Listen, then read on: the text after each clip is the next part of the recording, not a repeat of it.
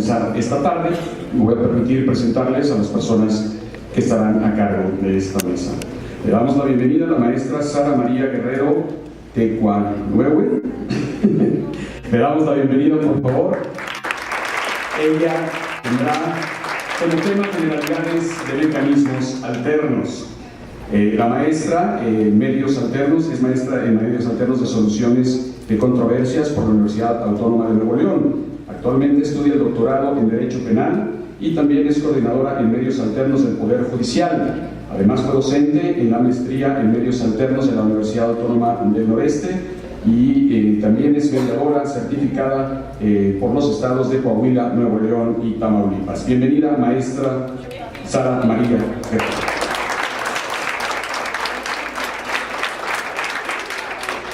De igual manera le damos la bienvenida a la doctora Karen Quiñones Díaz. Ella tendrá como tema principal la organización de la justicia penal a través de la justicia transicional y restaurativa, un camino hacia la paz estable y duradera. Bienvenida.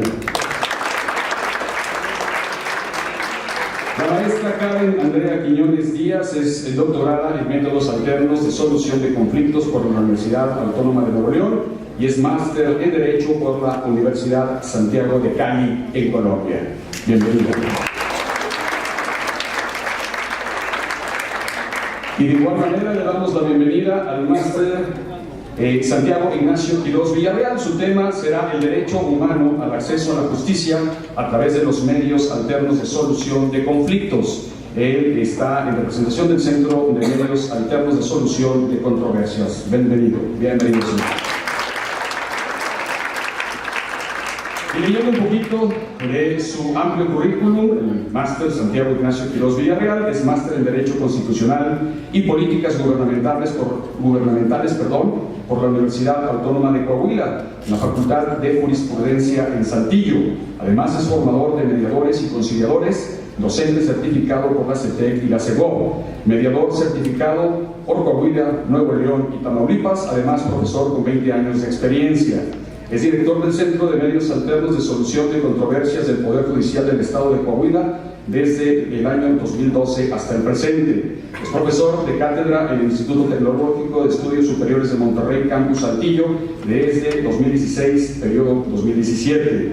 También fungió como coordinador del Centro de Mediación Universitaria de la Universidad Autónoma del Noreste de 2014 a 2015. Editor de la revista electrónica Mediaré sobre mediación y justicia restaurativa del 2016 al presente. Fue segundo de primera instancia en materia civil del Distrito Judicial de Río Grande de 2011 a 2012.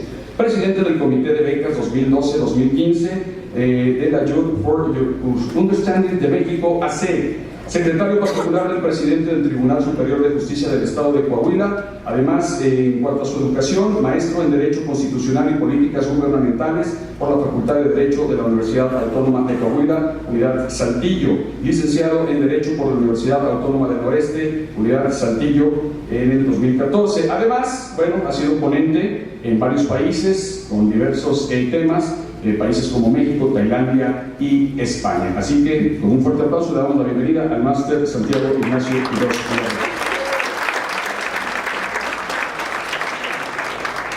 Y bueno, como moderador en esta ocasión, vamos a recibir también con un fuerte aplauso al doctor Fernando Borrego Murillo. Perdón, maestro. Le cedo el micrófono y le dejo la conducción. Gracias. Buenas tardes, bienvenidos nuevamente. Sin mayor preámbulo que decir que la Consecución de la Justicia y el rompimiento de los antiguos paradigmas, las concepciones decimonónicas de derecho nos han encaminado hacia los medios alternos y la justicia restaurativa. Así es que para mí es un gran honor poder moderar esta mesa frente a tan distinguidos invitados y a público tan excepcional. Por eso le dejo la palabra a la doctora Sara María Guerrero.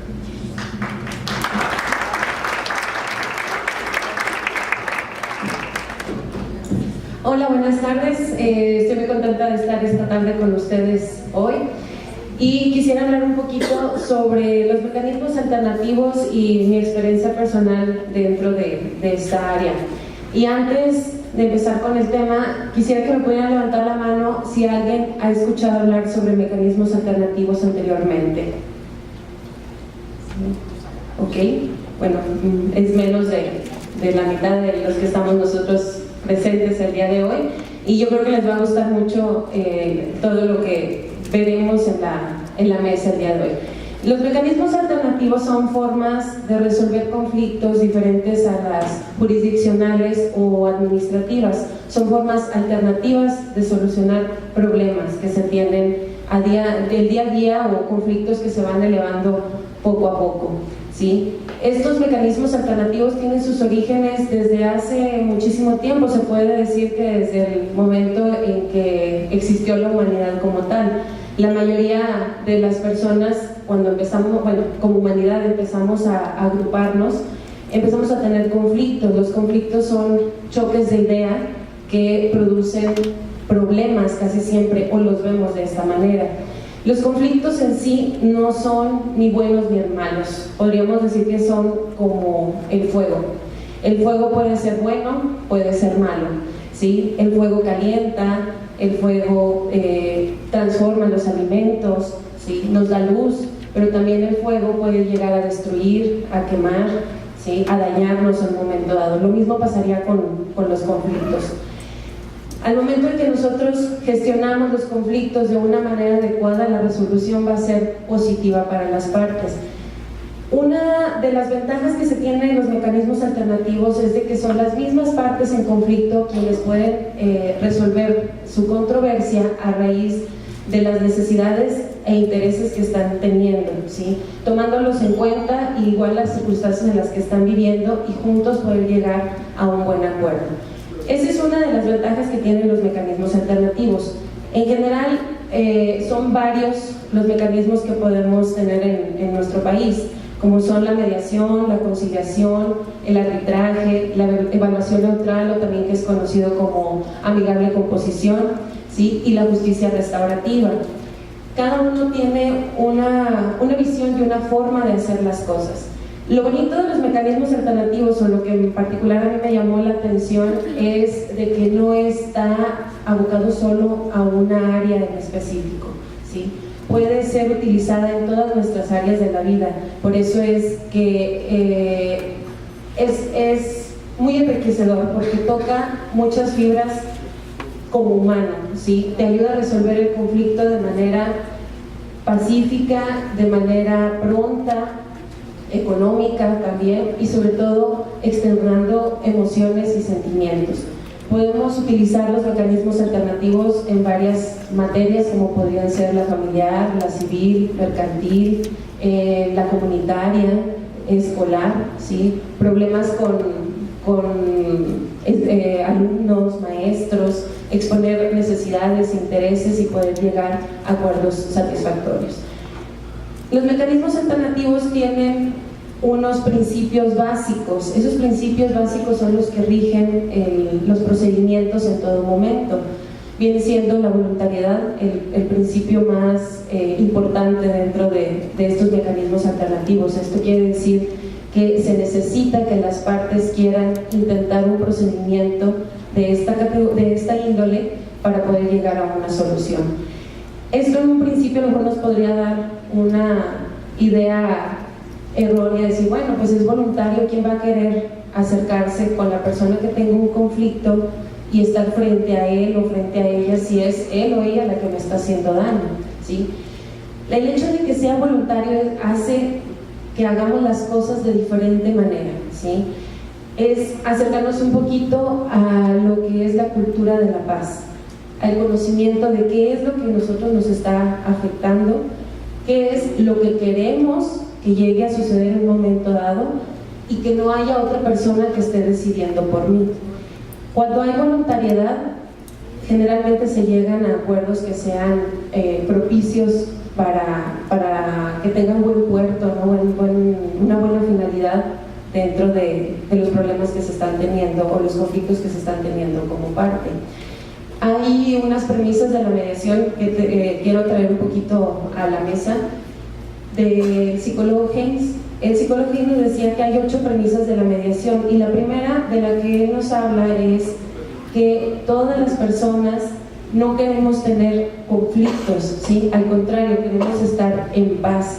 Entonces, esa es una ventaja por la cual nosotros podríamos acceder a la mediación, a la conciliación, a la junta restaurativa para poder resolver nuestros conflictos. En sí, yo no creo que haya alguien que en esta sala que se levante con la idea de tener problemas en la vida. O sea, yo creo que de aquí nadie en la mañana se levantó pensando, ay, ojalá que choque, ¿sí? Ojalá que me lleve la policía y tengo ganas de dormir un ratito en durito, ¿no? Y pues tener problemas en mi casa, sino todo lo contrario. Todos tenemos esa intención de hacer bien las cosas, de no tener problemas con las personas que están a nuestro alrededor, ¿sí? Y que los conflictos se resuelvan en un momento dado. Lo que a veces batallamos es la forma en cómo vamos a gestionar esos conflictos, ¿sí? ¿Cómo le voy a decir yo a esta persona que tengo un problema con él o con ella? A lo mejor me lo va a tomar a mal, a lo mejor no va a querer ni escucharme, o simple y sencillamente es cómo me voy a parar enfrente de él y le voy a decir quiero hablar contigo. Y esto lo vamos haciendo desde lo más básico. Vamos a poner un ejemplo que pasa cuando estamos en una relación, ¿sí? Y tenemos un problema con la pareja, y al momento de que llega a ver esa pareja, digo, no creo que suceda muy seguido, pero en el hipotético caso, ¿verdad? En ese supuesto, si llego a tener un problema con mi pareja y voy y platico con alguno de mis amigos o con mis amigas, fíjate que tengo un problema, ¿qué creen que sea lo primero que llegue a decir ese amigo o esa amiga en relación al conflicto que se está teniendo con la pareja? ¿Quién me podría dar alguna idea? Déjalo, ¿sí? No vale la pena. Sí, tú vales muchísimo más, amiga, o tú eres muchísimo más valioso, amigo, ¿no? ¿Quién de los amigos realmente se acerca a decirle, oye, habla con él, trata de platicarle y de decirle lo que tú sientes para que se arregle? O sea, realmente estamos muy abocados a lo que es la idea de conflicto, pelea, yo ganador, yo no hablo, tú adivíname. Y esto es lo que promete un poquito los medios alternos y sobre todo con estas cuestiones de voluntariedad. Al momento en que nos acercamos a dialogar, a decir lo que sentimos, cómo sucedieron las cosas y qué me gustaría que pasara, se abren grandes puertas y es en todos los ámbitos. Inclusive hace un momentito les dije, hasta por cuestiones penales se pueden hacer mediaciones. Entonces, problemáticas un poquito complicadas, dadas las circunstancias que se van dando para llegar a este punto, como faltas de comunicación. Yo entendí que yo entendí que me habías dicho esto y por eso reaccioné de esta manera, pero ya entendí que lo hiciste por esto y te estoy comprendiendo.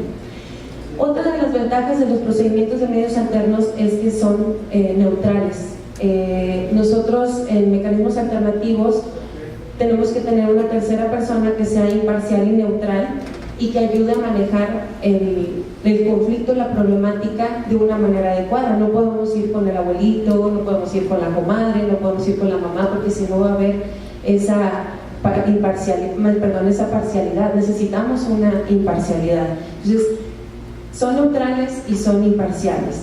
Otra de las ventajas que se tiene es de que los procedimientos en medios alternos son legales, pero con la salvedad de que no son estrictos o formales, totalmente formales. Sí llevan una metodología, sí llevan una serie concatenada de cómo se deben de hacer las cosas, pero sin embargo hay mucha libertad, hay mucha flexibilidad.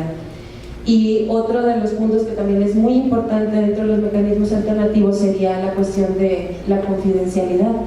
A nosotros, pues como humanos, nos cuesta un poquito de trabajo el hecho de pararme con la persona que estoy teniendo un problema y hablar sobre lo que estoy sintiendo o lo que me está pasando. Y todavía si alguien más se va a estar enterando, pues me va a generar un poquito de conflicto interno. Esa es la ventaja de los mecanismos alternativos, que no tienen por qué conocer otra persona de los conflictos que vamos a estar dialogando ahí, salvo algunas situaciones en específico, cuando descubramos que se pone en riesgo la integridad o la vida de alguna de las personas, tenemos que terminar con el procedimiento, porque estamos contraviniendo a la ley o porque alguna de las partes simple y sencillamente dice no quiero continuar con el procedimiento, ¿sí? Esos son los principios por los cuales se rigen los mecanismos alternativos. De igual manera, también tienen ciertas ventajas. Las ventajas, pues como podemos ver, es el conocer las historias, ¿sí? Saber qué es lo que está sucediendo. Segundo, sería el decidir por mí mismo qué es lo que quiero que pase. Otra de las premisas de la mediación de Haynes, del psicólogo que les estaba comentando ahorita, nos dice que, todas las personas tenemos una sabiduría interior.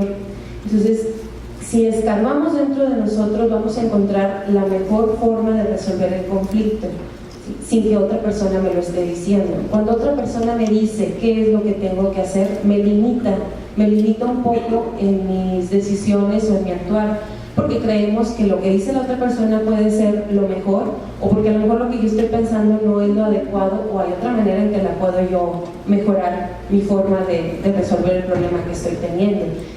En cambio, cuando nos ponemos a pensar cuáles son las oportunidades que yo tengo, ¿sí? Las circunstancias que yo estoy viviendo, qué puedo hacer, qué no puedo hacer, cuando generamos un poquito de honestidad conmigo mismo y con la persona que estoy teniendo el conflicto, se generan buenos acuerdos, y esto ayuda a que también haya un cumplimiento que sea satisfactorio y que sea duradero para las partes.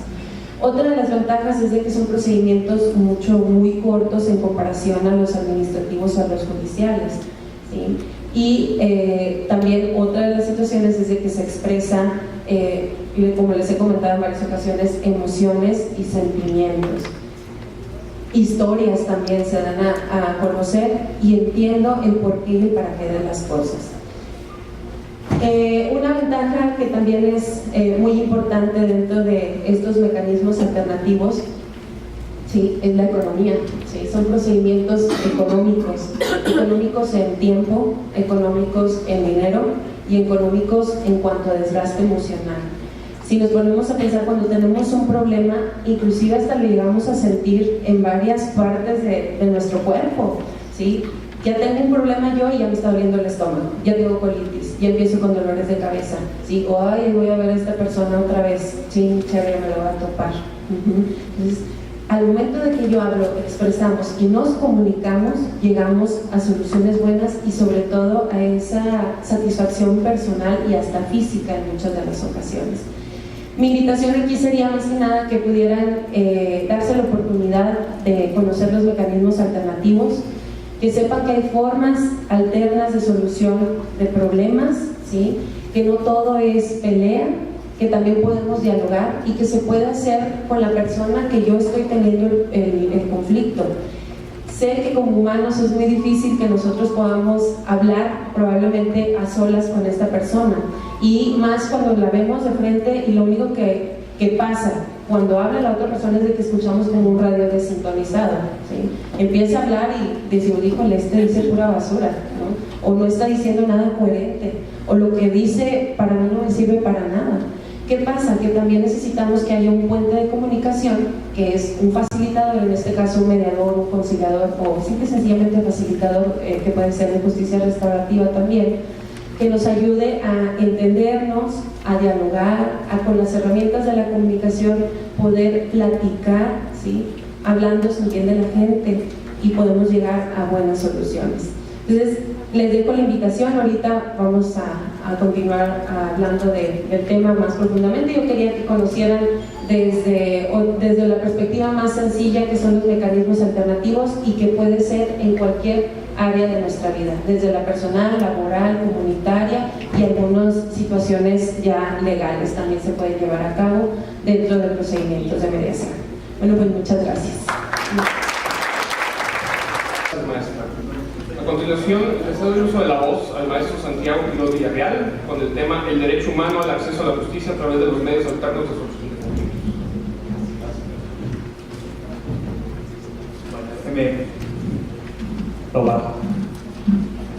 Bueno, para empezar la intervención, me gustaría que hagamos una reflexión sobre qué significa para nosotros justicia. Y la gente que de aquí del auditorio haya estudiado o estudie la carrera de Derecho, seguramente vendrá a su mente Eugène Petit, ¿no? El derecho romano y a lo mejor Luciano, las instituciones justinianas. Y recordarán que justicia ¿Quién de aquí es abogado, va a ser abogado?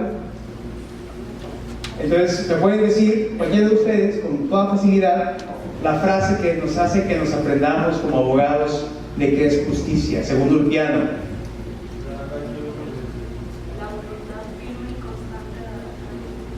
Así es Adriana, ¿verdad? Es la constante y perpetua voluntad de dar a cada quien lo que le corresponde. Entonces, al parecer anda una voluntad ahí revoloteando, ¿no? Constante y perpetua como el Espíritu Santo. Y toca a los jueces para que hagamos justicia. Pero hay otras visiones de lo que es justicia. Tenemos, por ejemplo, a Platón, que dijo, entre muchas cosas que dijo, yo decreto que la justicia no es otra cosa que la conveniencia del más fuerte. O tenemos a Dante Alighieri, que no fue jurista ni fue filósofo, pero en la Divina Comedia, hablando de justicia, dice: oh justicia de Dios, qué terrible debe ser cuando asestas tales golpes de venganza.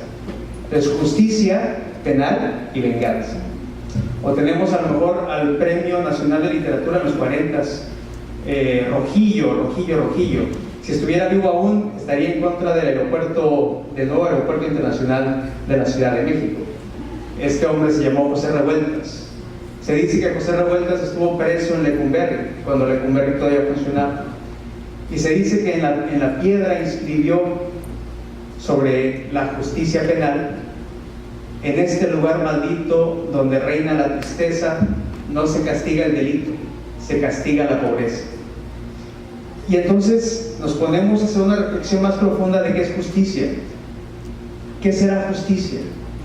Y esta pregunta es importante para mi tema, porque si hablamos de acceso al derecho humano de justicia, tendríamos que hablar necesariamente de qué artículo de la Constitución. Los compañeros abogados. Adriana, por favor. No nos pusimos de acuerdo antes, Entonces, el artículo, y los que no son abogados, pues les voy a ayudar, es el artículo 17 constitucional. En el primer párrafo del 17 constitucional prohíbe que en México reclamemos nuestro propio derecho a través de la fuerza. Nadie puede hacer justicia por su propia mano, ¿no? Está prohibido. Entonces, como está prohibido que nos peleemos, y los mexicanos somos súper obedientes a la ley, nadie se pelea, ¿verdad? Y entonces el artículo 17 del párrafo segundo nos da otro sistema para arreglar los conflictos. ¿Y qué sistema nos da el 17 en el segundo párrafo? O sea, los abogados, ayúdenme, porque no todo el mundo es abogado aquí en el auditorio. Tenemos que acudir a los tribunales para que nos... Así es, efectivamente, ese sistema de tribunales que estarán expeditos y quedan prohibidas las costas judiciales, ¿no? El sistema de la jurisdicción. De hecho, el derecho humano de acceso a la justicia era conocido como el derecho humano de acceso a la jurisdicción, porque antes solamente había un camino para conseguir la solución de los conflictos, que es la jurisdicción. Pero a partir del 18 de junio del 2008, con la famosa reforma de seguridad y justicia, México conoce, o reconoce más bien, otro camino igual, la misma dignidad constitucional para la solución de los conflictos. Y este camino está incluido, o está insertado en el párrafo cuarto del 17 constitucional. Y el párrafo cuarto dice: las leyes preverán mecanismos alternativos de solución de controversias. Punto y seguido. En materia penal, regularán su aplicación, asegurarán la reparación del daño y preverán los casos en que se requiera supervisión judicial. Así dice. Las leyes preverán mecanismos alternativos de solución de controversias. En el artículo 17, en el artículo de la justicia, del acceso a la justicia, no en otro, no en el ley, no en el 16, no en el 14, en el 17, en el artículo que preveía el acceso a la justicia a través de los juzgados. Y ahí, hombro con hombro, en la misma dignidad constitucional, encontramos a los mediadores, a los conciliadores, a los facilitadores, a la gente que prevé la Ley Nacional de Mecanismos Alternativos de Solución de Controversias en materia penal, publicada en el Diario Oficial de la Federación el 29 de diciembre del 2014. Los especialistas en hacer que la gente como ustedes o como yo podamos acceder a una justicia diferente a la del piano, diferente a que haya un tercero que me diga qué es lo que me corresponde, qué es lo que me merezco, diferente a la visión de Dante Alighieri, de que la justicia debe de ser venganza. Una justicia que piensa que cuando hay un delito, cuando hay una ofensa, el Estado, su responsabilidad no es determinar la culpabilidad, ni mucho menos imponer un castigo, sino que la principal obligación será ver qué necesidades tiene la víctima y quién va a ser el responsable o el obligado de cubrir esas necesidades. Es una forma diferente de entender el acceso a la justicia. Yo creo que esto está magnífico. Yo me dedico a esto. Antes fui juez, como leyó el presentador, pero después pasé del lado oscuro, ¿no?, al lado de la luz, y ahora ya me compuse y ahora soy mediador y creo en una forma diferente de acceso a la justicia. Me parece padrísimo que exista esta prerrogativa constitucional, pero lamentablemente la cultura no cambia por decreto. Claro que empuja, ¿no? La cultura pues va a cambiar porque ya la ley prevé que hay, para ciertos conflictos penales, los previstos en el artículo 187 del Código Nacional de Procedimientos Penales y el 191, o sea, me refiero a acuerdo reparatorio o plan de reparación, suspensión condicional, cabe la posibilidad de resolverlos a través del diálogo. Pero mucha gente, cuando se le plantea esta posibilidad de resolver y encontrar la reparación del daño, te pregunta, ¿y no va a ir a la cárcel? ¿No se le va a castigar? Porque sigue pensando la mayor parte de la gente que la justicia, el acceso a la justicia penal específicamente, tiene que ver con venganza, tiene que ver con castigo, y si no hay cárcel, no hay justicia. Mucha gente piensa así. Y es muy lamentable, pero bueno, la cultura no se mueve tan rápido como se mueve el constituyente y el legislador. Y la cultura domina nuestra forma de entender la realidad. Y así, por ejemplo, como un reflejo de la cultura mexicana, podemos pensar en la lotería. Aquí todo el mundo, alguna vez, todo el mundo que se diga mexicano, alguna vez tuvo que haber jugado lotería. ¿Aquí todos han jugado lotería? Sí. ¿Cuál es el número 12? A ver si saben de lotería. Porque de artículos como que no nos hallamos. Pero de lotería a lo mejor sí.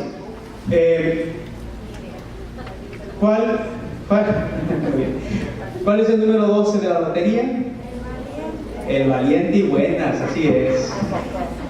Y el valiente, fíjense lo que hicimos los mexicanos con este reflejo de la cultura. Le pusimos a una imagen de un tipo con una navaja ensangrentada, con un zarape de Coahuila, o sea, en el otro brazo para protegerse de los ataques del enemigo, en posición de ataque. Le pusimos el nombre de un valor, le pusimos el valiente. Y en realidad, pues sí, se debería de llamar con la V, pero no se debe de llamar el valiente. Si somos honestos, esa actitud es una actitud ¿de qué tipo? Machista, agresiva, violenta. Y entonces en este país la venganza, la violencia se confunde con ser valiente. Y entonces cuando llegábamos a la casa, cuando éramos niños, no hace mucho tiempo, y llegábamos con mamá o con papá y le decíamos, oye mamá, Pablo me pegó, o Raúl me jaló el cabello. ¿Qué decía papá o mamá? Honestamente, te decía, oye, no, pues mira, hay que buscar una vía pacífica para solucionar este conflicto. Así es, no te dejes, no se deje, y no nos dejamos. Entonces, cuando hay un conflicto de carácter penal, pensamos que el acceso a la justicia tiene que ver con la venganza y con el castigo. A pesar de que evidentemente en la Constitución ya hay un camino con la misma dignidad que los jueces y los magistrados y los tribunales, que se llaman mecanismos alternativos de solución de controversias. No me lo invento yo, ahí está la Constitución, revísenlo. Ya hay tesis aisladas que dicen lo mismo, que los mediadores y los jueces hacemos exactamente lo mismo, acceso a la justicia. Pero, bueno, a pesar de que esté ahí, no quiere decir que de un día para otro los mexicanos vamos a creer que la justicia tenga que ver con el diálogo. Nacieron a partir del 85, 86, 87, que se llaman nativos digitales. Para ellos es impensable un mundo donde no hay internet, donde no hay tabletas, es impensable. El resto los que somos de Odisea Burbujas para acá, de Parchís para acá, ¿ustedes sí vieron Parchís? Eso me dicen, no, yo soy de Pokémon para acá.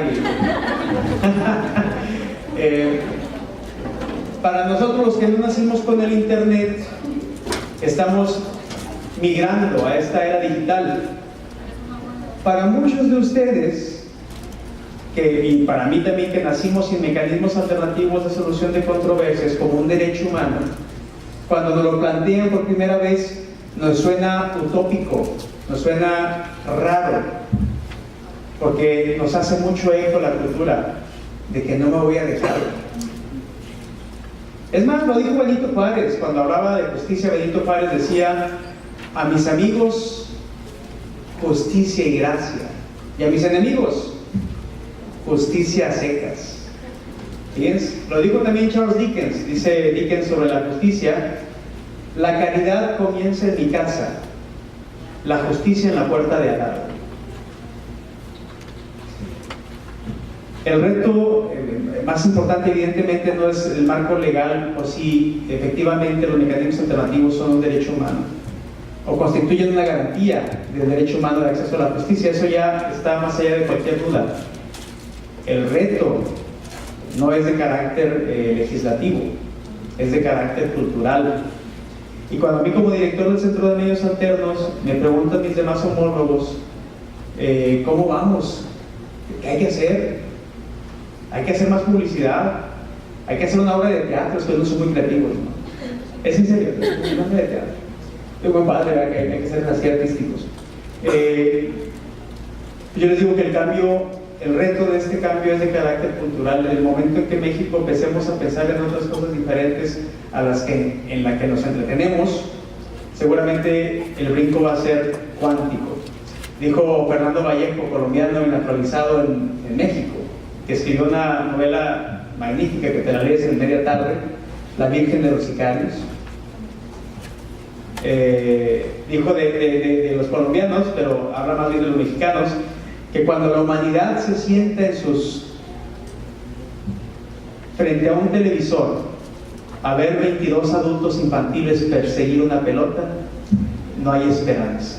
Pues claro, no hay esperanza si nos ocupamos con cosas tan banales. No hay esperanza de un cambio cultural.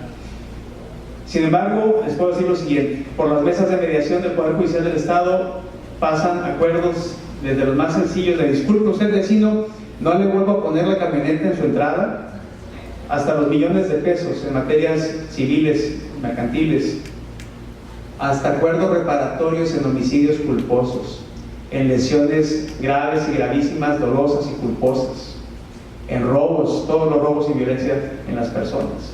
La gente poco a poco ha empezado, algunas personas, como es voluntario, como lo dijo la maestra Sara, pero algunas personas ya voltean a ver esto, lo voltean a ver con seriedad y encuentran soluciones que efectivamente se constituyen de manera material en el acceso a la justicia no adjudicativa, una justicia que no tiene nada que ver con Ulpiano, una justicia que no tiene nada que ver con Platón, una justicia que tiene que ver con la construcción, el libre ejercicio de la autodeterminación de las partes, de una solución que atienda las necesidades, los intereses de las partes, pero además una solución que tiene plena vigencia legal. En materia penal, una vez que el acuerdo reparatorio es aprobado por el juez de control, el efecto es de que se sobresee el procedimiento, se extingue la acción penal y tiene efectos de sentencia absolutoria. Se repara el daño de la víctima. En materia civil y mercantil, con la validación administrativa del director, el acuerdo tiene la categoría de la cosa juzgada. O sea, no irías a juicio, te ahorraste ir a juicio. Y eso es magnífico. La gente que hemos sido abogados litigantes sabemos que el juicio, en vez de solucionar el conflicto, lo agrava, ¿no? Vamos a pensar en la materia familiar. Cuando la gente que hemos asistido a alguien a que se divorcie como abogados, que hemos litigado, hemos visto cómo el litigio se vuelve una guerra a niñazos, ¿no? Lamentablemente, pobres niños, ellos qué culpa tienen, son inocentes, ¿verdad? No, lo digo en serio, pobrecitos.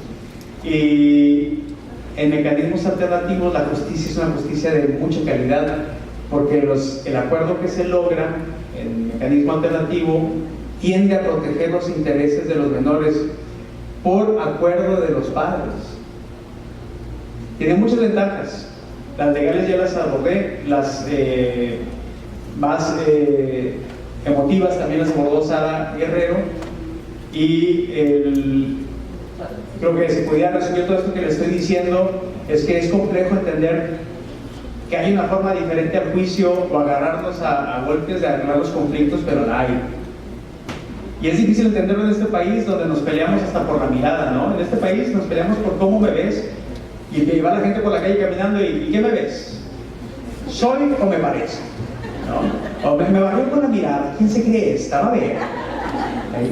Por la mirada nos peleamos. Entonces por eso el reto es cultural. Y bueno, pues yo les agradezco su tiempo, el haberme escuchado. Espero que va a haber un examen al final sobre Ulpiano, Justiniano y sobre los demás autores que no se crean. Me dio mucho gusto estar ahí con ustedes y al final pues espero sus preguntas. Gracias.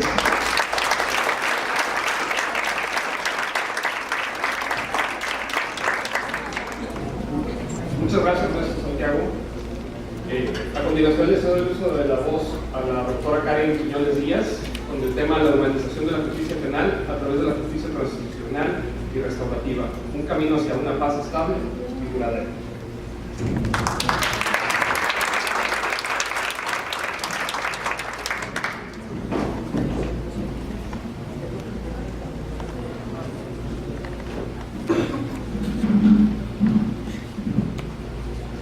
Buenas tardes a todos, agradezco la participación que me han permitido tener en este evento. Y bueno, hablar de mecanismos alternos de solución de conflictos es también hablar de caminos hacia la paz. Hoy por hoy está muy de moda el tema de cómo jugarnos la mejor manera de hacer justicia. Y entonces estamos creando nuevas figuras para hacer mejor justicia, para hacer mejor justicia. Y en medio de esos modelos que queremos crear paralelamente al sistema judicial penal o a los sistemas judiciales tradicionales, empezamos a ver que se crean nuevos temas, y dentro de esos temas vamos a ver lo que es la humanización de la justicia penal a través de la justicia transicional y la justicia restaurativa. Cuando hablamos de la humanización de la justicia penal, hablamos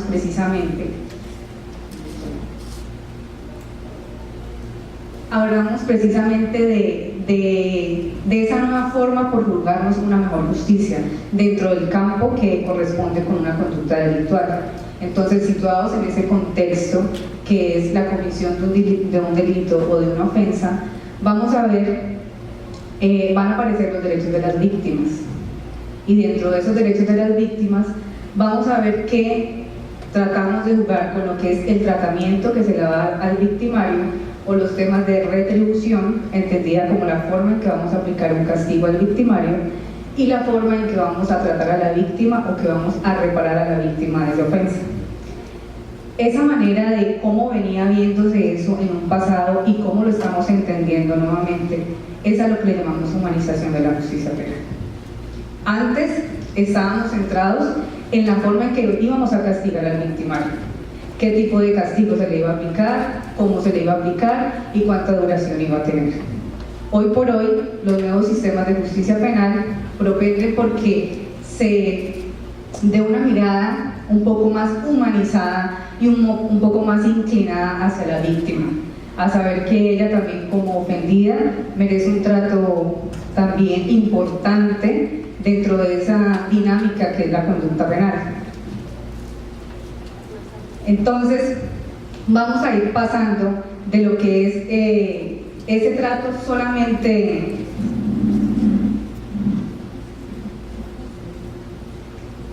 enfocado a cómo vamos a tratar al victimario, para pasar a una nueva manera de ver a la víctima. En aquel escenario que les comento, estábamos preocupados, como les digo, de aplicar el castigo y a la víctima se le dejaba con una posibilidad de una eventual reparación económica. Con esto, y además con el papel que desarrollaba la víctima dentro, o del limitado papel que se le daba a la víctima dentro del proceso penal, en el tema de las pruebas, en donde solamente era tenida como una simple testigo, era ese marco tradicional. ¿Cómo se dan los orígenes de este cambio? O este nuevo modelo que se propone. Todo tiene que ver con el desarrollo de los derechos humanos, pero puntualmente con el desarrollo que tienen dentro de ese paradigma de derechos humanos los derechos de las víctimas. Entonces es ahí donde se han permitido favorecer los procesos de reconciliación, trabajar sobre reparaciones más profundas, prevenir la repetición de la conducta y además crear circunstancias que nos acerquen más hacia un camino de construcción de paz. El ámbito donde se están desarrollando actualmente esos derechos lo vamos a ver en lo que son los paradigmas de justicia transicional y justicia restaurativa. Esos son los modelos de justicia donde actualmente vamos a notar el desarrollo de los derechos de las víctimas. Cuando hablamos de esos derechos de las víctimas, tenemos en cuenta que estamos hablando del derecho a la verdad, del derecho a la justicia, del derecho a la reparación y el derecho a la no repetición. Estos 4 derechos se corresponden también con lo que conocemos a nivel internacional con los principios de lucha contra la impunidad o principios Joyner. Se llaman así porque fueron creados por Luis Joyner como respuesta a una labor que se le encargó por la Comisión entonces de Derechos Humanos de la ONU. ¿Y cómo surgen los principios Joyner o los derechos de las víctimas como actualmente los estamos conociendo?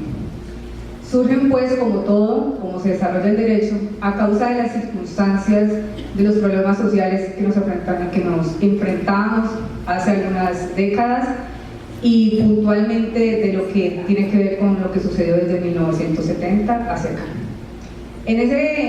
Ubicados en ese escenario en América Latina, donde se gestaban los grandes conflictos y donde se luchaba por un paso de un régimen democrático, de un régimen dictatorial a un régimen más democrático, en donde los defensores de derechos humanos estaban en pro de luchar por la autoamnistía de presos políticos.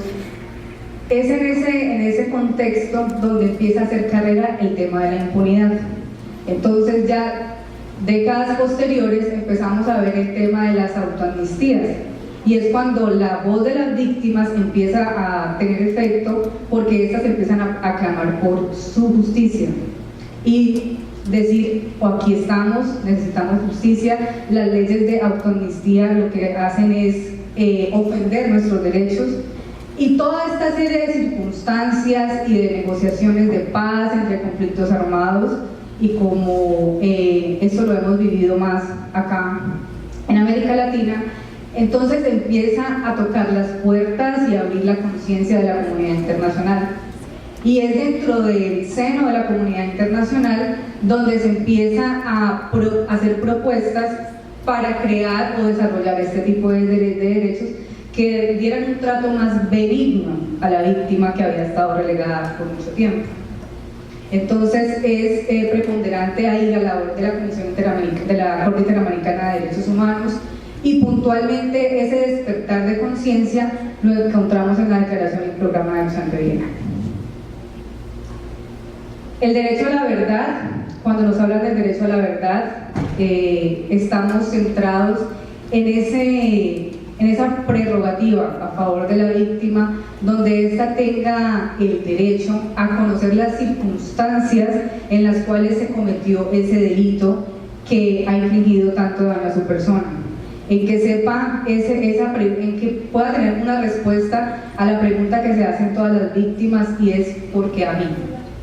Cuando hablamos del derecho a la verdad nos referimos puntualmente al derecho en un nivel individual. Este derecho tiene, digamos, dos perspectivas, una colectiva y una individual. La individual es denominada técnicamente derecho a la verdad, pero cuando hablamos de una perspectiva colectiva, hablamos del derecho a saber y así está consignada en el informe que entregó Luis Joyner. ¿Y por qué hablamos de una perspectiva colectiva del derecho a la verdad?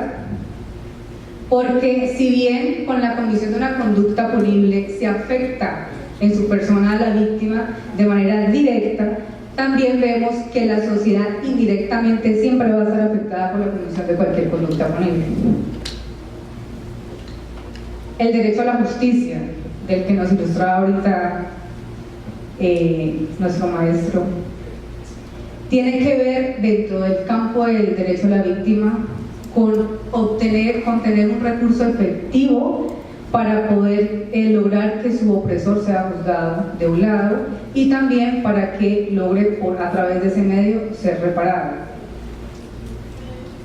El derecho a la reparación, que tiene que ver con las construcciones de Van Boven como el relator especial para el tema de reparaciones de la ONU, tiene como propósito es aliviar el dolor de la víctima, menguar ese dolor, mitigar todo el daño que se le ha cometido y además lo más importante es poder retornar a la víctima a las condiciones en las que se encontraba antes de que se cometiera un ilícito contra ella.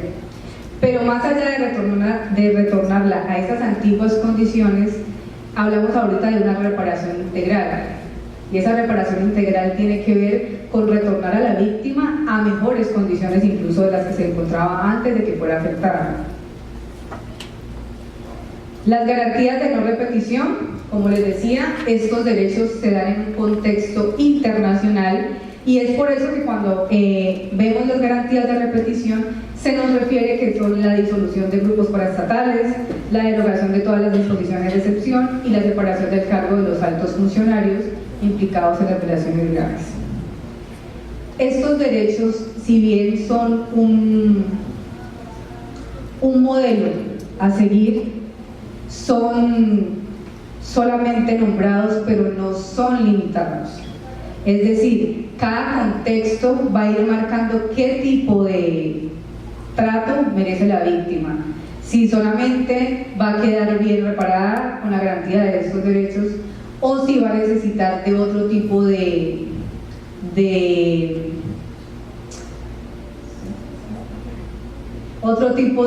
actitudes o otro tipo de tratamiento a favor de ella para poder sentirse totalmente reparada. Los elementos comunes que tienen los modelos de justicia transicional y justicia restaurativa precisamente están dentro de este grupo de derechos. Si bien la justicia transicional nace en un contexto internacional, vemos que la ONU ha destacado como metas de la justicia restaurativa el derecho a la verdad, el derecho a la reparación y el derecho a la no repetición. Respecto al derecho a la justicia, vamos a ver ahora cómo en el paradigma de justicia restaurativa este derecho cede un poco para poder lograr un acercamiento más entre víctimas y victimarios. ¿Cómo entendemos la justicia transicional? Es un paradigma de justicia especial y además también transitorio y pretende salirle al paso. Es un estado de sistemáticas violaciones de derechos humanos, sistemáticas y graves violaciones de derechos humanos a estados más de construcción de paz.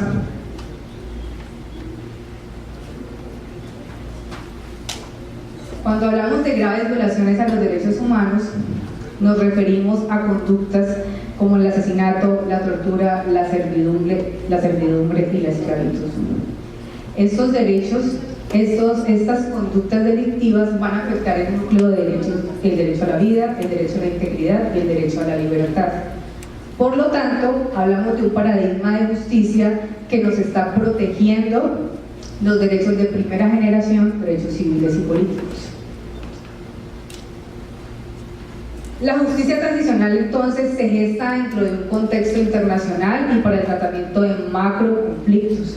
Ejemplos de esta justicia lo hemos tenido en América Latina con lo sucedido en El Salvador, en Perú, en Guatemala y actualmente en los procesos de justicia transicional que se viven en Colombia para superar el conflicto armado que se vive interno en ese país y todas la serie de mecanismos que se están utilizando para poder superar y conformar una sociedad más, donde se pueda alcanzar una paz estable y duradera. Hablando entonces de la justicia restaurativa, es entendida como una metodología para la solución de problemas que esencialmente involucra a las víctimas, a los victimarios, a la comunidad y que tiene como consigna que la conducta no solo se debe a un quebrantamiento de la ley, sino que afecta no solo a la víctima, sino también a la sociedad. Su origen, si bien tiene un núcleo común con la justicia transicional, en cuanto a su origen van a diferir. La justicia restaurativa nace como una respuesta crítica al sistema penal, por lo que les comentaba que siempre ha girado su mirada hacia el victimario y no hacia la víctima.